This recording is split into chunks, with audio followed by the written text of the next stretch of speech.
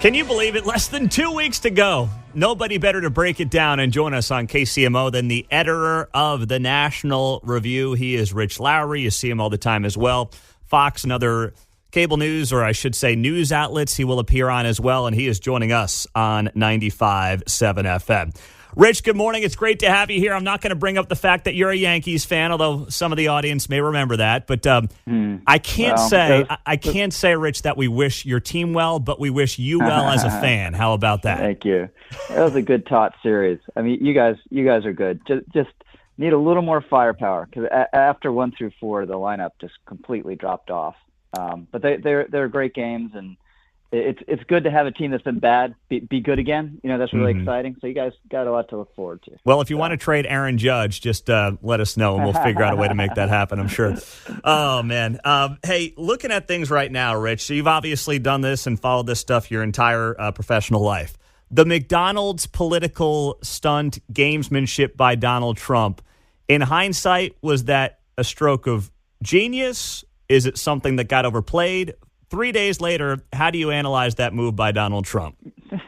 It's genius, and just goes to this is one of his core talents as a politician. I mean, he's a great showman. Any other politician tried to do that, the campaign aides would have said, for good reason, don't put on the apron. Whatever you do, don't put on the apron. You look like a clown. You know, it'll haunt you the rest of the way.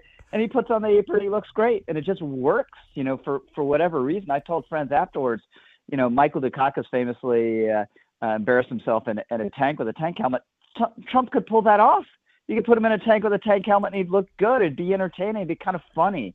So it's some people look at it like he won the election. You know, at the fryer, the McDonald's fryer. That's not true. But it was a great moment, and this is one of his real strengths as a campaigner.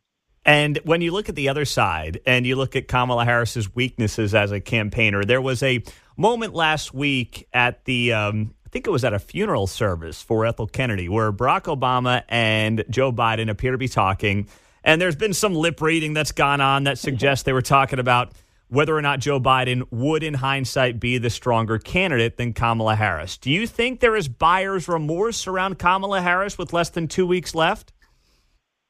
No, I just think, you know, Biden's a near corpse, and, you know, there are advantages he had when he was a little more with it. The whole Scranton Joe thing was ridiculous, but it gave him a kind of working class appeal in those blue wall states that she doesn't have. So you know, in Joe Biden 10 years ago, would you trade him for Kamala Harris, or 5 years ago? No. But Joe Biden now, would you trade him for pretty much anyone, including Kamala Harris? I think yes.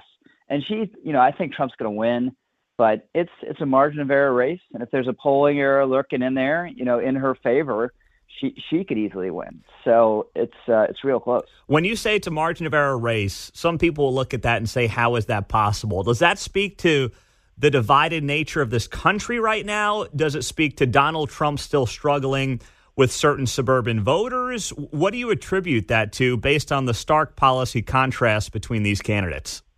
Yeah, closely divided country, right? If it's as close as it looks, again, there might be a little surprise lurking there somewhere.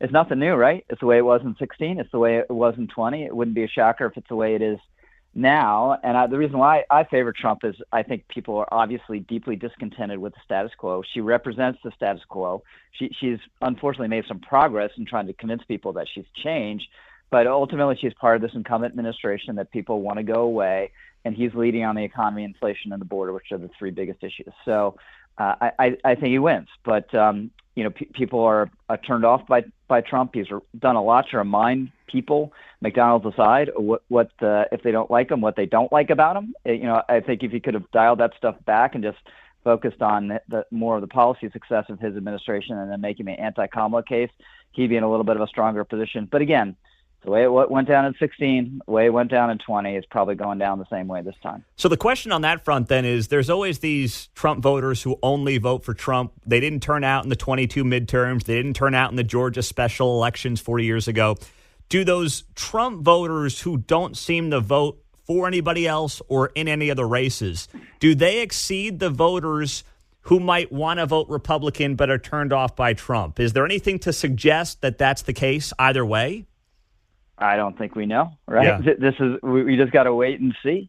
He's has had an amazing ability to turn those folks out. In 2016, one of the greatest tweets, although I was probably one of the ones mocking at the time, this guy Bill Mitchell, talk radio show host, I believe, in an early Trump adopter, when people are saying Trump has no turnout operation, he's like, the turnout operation is in our hearts. And that turned out to be right? These people were motivated by Trump, self-motivated to get out. That might be the case again. It's just his coalition relies more on disaffected voters that are really hard to reach. So it's why he's doing all these podcasts, that most of which I haven't heard of because I'm not a bro-ish, a millennial. But he's trying to reach the guy who's sitting on his couch, probably maybe with the bong on his coffee table and an OnlyFans account and playing video games all day, that is immune to conventional political appeals. So he needs to get that guy out, and maybe he will. Whereas Harris, it's a little easier to get the kind of women who are into her out. I was looking at something just before I came on with you. 68% of young women support Kamala Harris. It's just off the charts. But then it's off the charts the other way with guys and Trump. And that's one reason he's made gains among Latinos. Someone was telling me a political operative, he's working in South Texas. So some of these Hispanic districts, he's doing better than he was in 20 when he had a historic outcome for Republicans. So the Latino thing, I think, is really happening. I'm not so sure about the black males, but there's an indication that there's been erosion for Harris and the Democrats there too. Yeah. Rich Lowry. I didn't have Rich Lowry with the OnlyFans reference here on KCMO this morning, but you're right. I don't completely live under a rock. So, you mentioned the Latino vote, and a lot of people believe now that could be the thing if Trump wins, that we look back on and say the Latino voter won this election for Donald Trump. What do you think the likelihood of that is as you look at some of the polling that's out there and maybe some of the early voting numbers that continue to come in?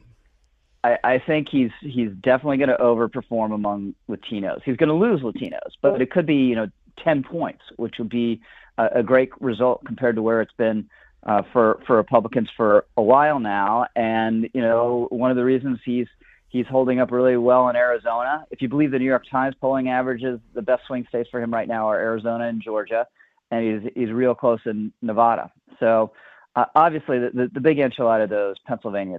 If Trump wins Pennsylvania, he's winning the election. It just totally opens up the map. Wins Pennsylvania, he just needs to hold North Carolina, which he won last time, and then win Georgia, where he's looked relatively strong, and he's over the top. He doesn't need anything else. So those 19 electoral votes loom really large.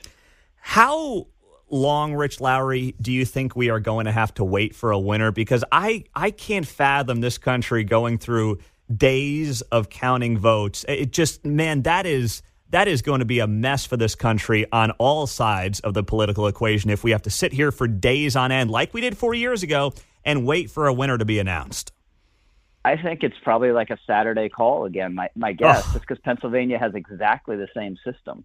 Now, there won't be quite as much early vote, I don't think, as there was during COVID, and they've gotten a little better at it, but the same idiotic rules are in place, where only in government can you have a bunch of people do something in advance and have it delay things, right? Because they don't begin processing these votes. You don't need to actually count them, but you need to take them out of the envelopes, confirm the envelopes, unfold the ballots, get it ready to go into the machine.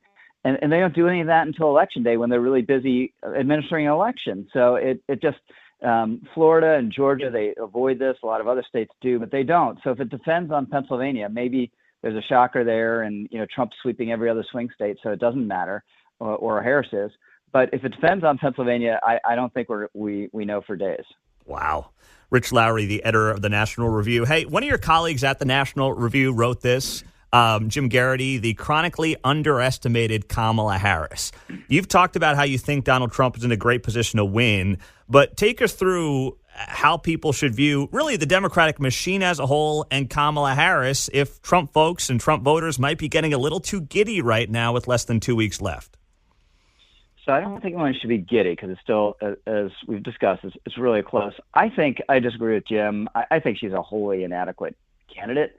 Yes, she's managed to get to this point, on the cusp of the presidency and in the vice presidency. So most politicians don't do that. So she's got to have a little something on on the ball, but I'm not impressed with her in the least. I think they've run a good campaign given what they have to work with, both the albatross of the Biden administration and her inadequacies. But if you could have just started from scratch, which I think like a Pelosi or Obama actually did after they dumped Biden, you would have done like a Whitmer Shapiro ticket and be in a much stronger place than you are now. Democrat. Last thing then, Rich. Barack Obama hitting the campaign trail this week. Looks like Michelle Obama is going to be on the campaign trail this week. Where have they been? And early voting's been going on in some of these states for a while. So why so late in the game for the Obamas?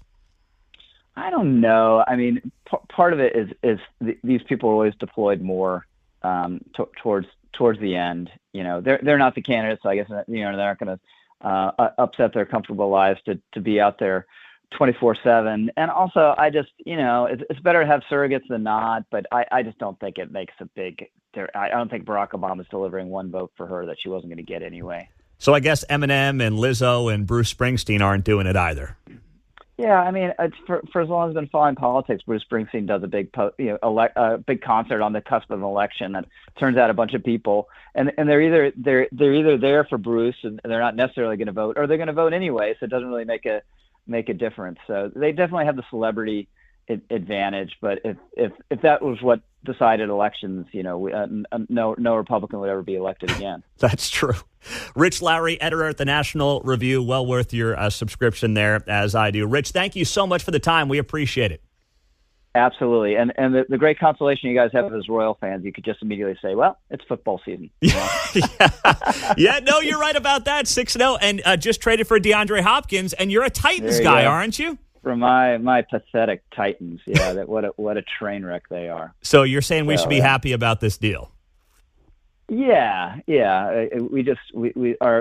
Our franchise is so mismanaged. I can't. Don't even. Now you're depressing me. Okay. Now. I don't want to spoil. You finally found the real sore spot for me. I do not mean to spoil the conversation, Rich. We always appreciate it, my friend. Thanks so much.